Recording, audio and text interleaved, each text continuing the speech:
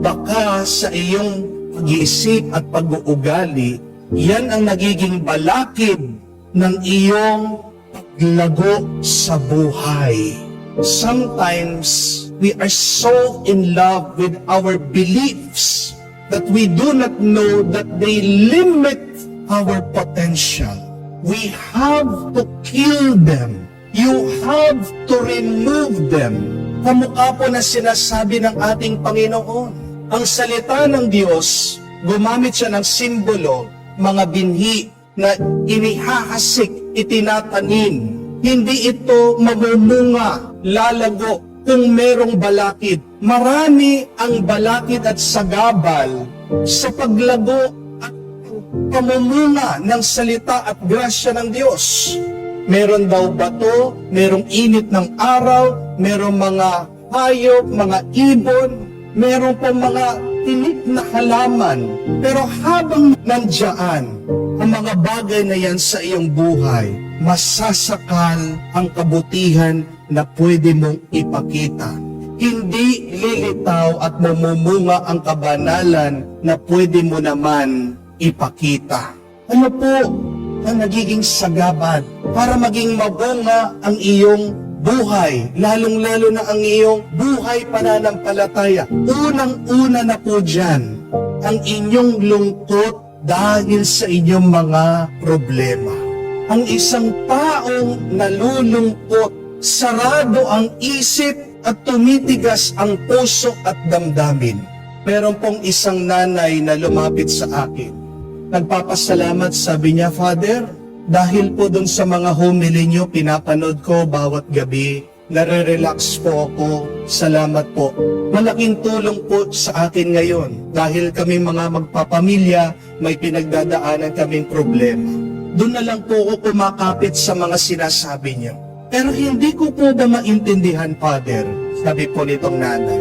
Pag pinapadala ko po dito sa aking anak, yung mga homily niyo, galit na galit. Sabi niya, Mama, huwag mo na nga pinapadala sa akin itong mga homily na ito. Bayaan mo ako. Father, ang gaganda po ng mga mensahe niyo. Nagdadabo ba't buwisit na buwisit itong aking anak. Galit na galit. Ano po ang dahilan? Kasi may lungkot sa kalooban. Tandaan niyo po yan.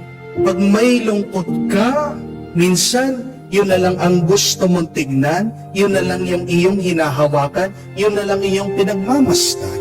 But beware, when you nurse your pain will never go away. Try to nurse your pain. Alagaan mo yung lungkot mo. Ano mangyayari? Lalakas yan. You have to kill your pain. If not, your pain will kill you. Amen? Patayin mo. Ano man yung masama at masakit na karanasan mo, kung hindi, sa palagi mo pag-iisip, re-rehearse, paulit-ulit na lang, unti-unti kanyang papatayin. Manghihina ka, mawawalan ka ng buhay. Isa pa po na naglilimit sa atin, pumipigil sa ating pag-unlad, yung ating pag-aalala sa mga bagay-bagay sa ating buhay. Sabi po nila, pag pumunta kayo sa Japan, lalong-lalo na sa Tokyo, napakaganda. Ma-amaze po kayo. Una, dahil po malinis. Pangalawa, ang gaganda po ng mga building. Pero sabi po, itong isang Hapon na nakatira doon, yung nakikita mong liwanag, sa likod nun may dilim. Behind the lights, behind the beauty, there is darkness. There is ugliness. At ano daw po yun? Yung hindi po natin nakikita, marami sa mga Hapon nagpapakamatay sa pagtatrabaho nila. Minsan po umuwi na lang sila 11:30 ng gabi. Kaya para makatulog po ang karamihan sa kanila, anong ginagawa nila? Umiinom. Napakarami din po ang nadidepress, nagpapakamatay doon sa Japan. Ano ang kulang? Mahinang-mahina po ang pananampalataya doon. Marami po sa mga tao hindi po naniniwala sa Diyos. Pero tingnan niyo po, dahil yung paniwala nila, kailangan kumita ako, anong nangyayari sa kanila? Yung kanilang trabaho, pinapatay sila. Minsan kailangan din po patayin niyo yung trabaho niyo. Amen? Huwag niyo pong papatayin yung mga empleyado niyo, kaya yung boss niyo, ha? Anong ibig sabihin na patayin mo yung trabaho mo? Magpahinga ka naman.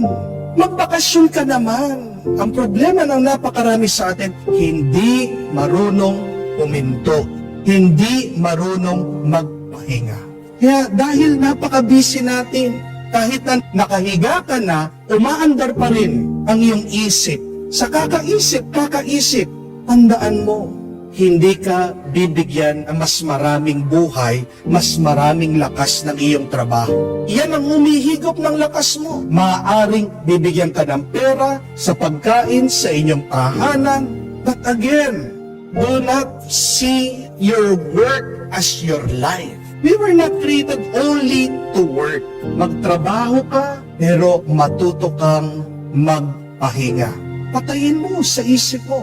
Kakaisip. Kung hindi, ikaw ang papatayin yan.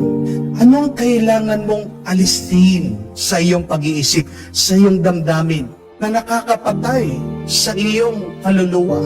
O kaya, nakakapatay sa iyong relasyon, ugnayan sa iyong pamilya? Meron din pong isang misis na kukwento siya. Kinausap na niya yung kanyang mister. Kinonfront na niya doon sa kanyang pagbababae. Alam niyo po ang sagot nitong lalaki? Sabi niya, alam mo, ang pambababae ng mga lalaki, normal yan. Normal yan. Dapat nga magpasalamat ka sa akin eh. Bakit? Isa lang yung babae ko. Ang dami kong kakilala dyan. 5 yung mga babae nila. Ako isa lang. Libangan ko lang yun. At tandaan mo ito, kung gusto kong magbabago din ako. Hayaan mo ako, wag mo akong pipilitin. Tanong ko po sa inyo, magbabago pa kaya itong kanyang asawa? Mahirap na mahirap. Bakit? Sa kanya palang meron ng balakid, meron ng sagabal, meron ng pumipigil sa pag-usbong ng grasya at ng kabutihan ng Diyos. Mga kapatid, tandaan niyo po, tayong lahat nung ginawa tayo ng Diyos mabuti. Kaya nga masasabi natin gamit ang larawan ng Panginoon, tayong lahat mataba at mabuti tayong lupa. Ang nagiging problema lang, nagkakaroon ng dumi, nagkakaroon ng balakid. Linisin natin, alisin natin. At yung mga sukal na damo, yung mga tinik, patayin nyo. Kung hindi, kayo ang masasakal niyan at hindi lalago at mamumunga ang salita ng Diyos, ang grasya ng Diyos. Pag binigyan mo ng puwang, espasyo, ang grasya ng Diyos, ang kanyang salita sa buhay mo, anong matatanggap mo? Buhay at espiritu. Because that is what we believe. That is what we read in the Bible. Your words, O Lord, are spirit and life.